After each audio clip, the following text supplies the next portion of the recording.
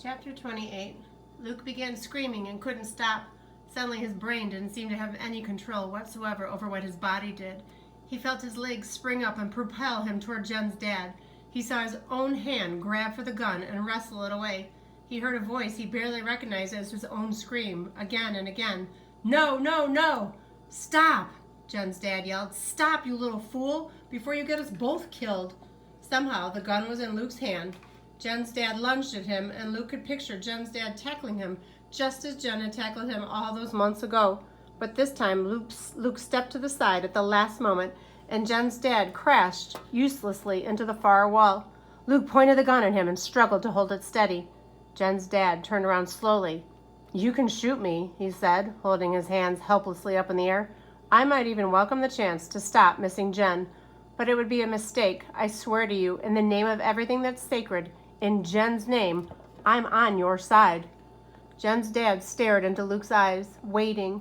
Luke felt a surge of pride that he'd gotten the upper hand, that he had earned the right to decide what happened next. But how could he know what was right? Surely Jen's own father wouldn't lie in her name, would he? Luke squeezed his eyes shut, then he lowered the gun to his side. "Good," Jen's dad said, audibly releasing his breath. Luke let Jen's dad walk toward him, gently take the gun, and lay it on the desk. "I was going to explain," Jen's dad said, panting a little. He sat down. "I only work at Population Police Headquarters. I don't agree with what they do. I try to sabotage them as much as I can. Jen never understood either. Sometimes you have to work from inside enemy lines." Jen's dad talked and talked and talked. Luke thought he was repeating everything he said 2 or 3 times, but that was okay because Luke's brain was functioning so slowly he needed the extra help. "Do you know much history?" Jen's dad asked. Luke tried to remember if there were any history books among his family's collection in the attic. Did adventure stories of long ago count? He cleared his throat, "just from the books Jen loaned me." "Which ones?" Luke pointed to the ones on the shelves above the computer. "And she gave me some articles, printouts from the computer." Jen's dad nodded. "So you got the propaganda from both sides," he said. "No truth." "What do you mean?" Luke asked. "The government publications are trying to convince people of one thing, so they stretch the facts. And the underground is just as extreme in its own way, making statistics match their cause. So you know nothing." "Jen said the stuff from the computer was true," Luke said defensively. Just saying her name made him wince. And now she was dead. How could she be dead? Jen's dad waved that away impatiently. "She believed what she wanted to, but I'm afraid." He stopped, and Luke was afraid Jen's dad might start crying again. Then he swallowed hard and went on. "I'm afraid I encouraged her. I passed along some slanted information. I wanted to give her hope that someday the population law would be repealed. I didn't know she'd... Luke knew he wouldn't be able to bear seeing Jen's dad break down again. "So what should I know?" Luke asked. "What is the truth?" "The truth," Jen's dad muttered, catching on to those 2 words as though Luke had thrown him a lifeline. He recovered himself quickly.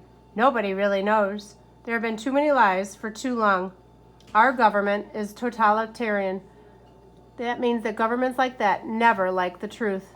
That made no sense to Luke, but he let Jen's dad go on talking. "You know about the famines?" Luke nodded. "Before that, our country believed in freedom and democracy and equality for all. Then the famines came, and the government was overthrown. There were riots in every city over food, and many, many people were killed. When General Sherwood came to power, he promised law and order and food for all. By then, that was all the people wanted, and all they got." Luke squinted, trying to understand.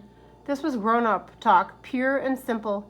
No, it was worse than grown-up talk he was used to, because all his parents ever talked about was the corn harvest and bills and the likelihood of frost at the end of May. Those Luke understood. Governments being overthrown, cities rioting, they were beyond his comprehension.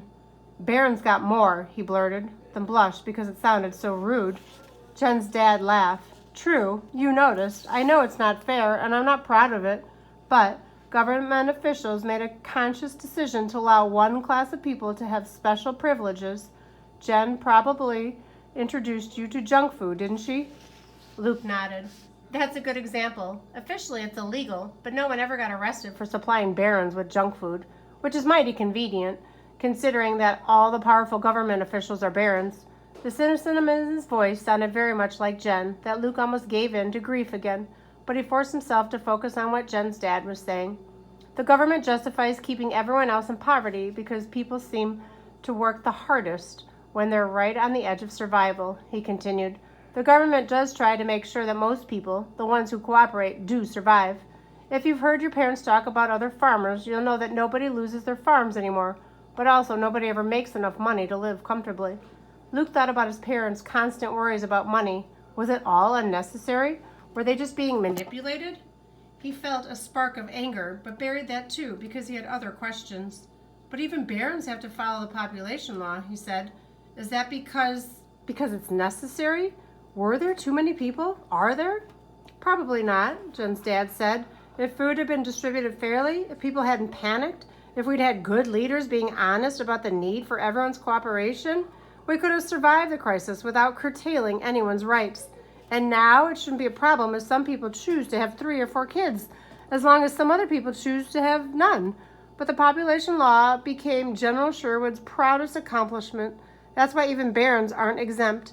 He points to that and says, "See how much control I have over my people's lives?" So it is wrong, Luke said, trying to grasp the point. I believe so, yes, Jen's dad said. Luke felt a strange sense of relief that it wasn't truly wrong for him to exist, just illegal. For the first time since he'd read the government books, he could see the two things being separate. Maybe that was why he'd been too scared to go to the rally. If he truly believed the way Jen had, then he might have gone. And would he have been killed as she was? It was all so confusing and so scary to think about. Jen's father looked at his watch. I need to get back to work. I can only hide so much. If you want it, I can have the fake ID for you by tomorrow night. In the meantime, I advise you to... He broke off. Luke knew why. A sound from his worst nightmares, pounding on the door, and then the command, "Open up! Population police!"